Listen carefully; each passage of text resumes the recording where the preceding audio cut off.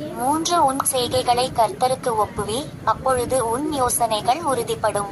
நடத்திடும் விதங்களை சொல்ல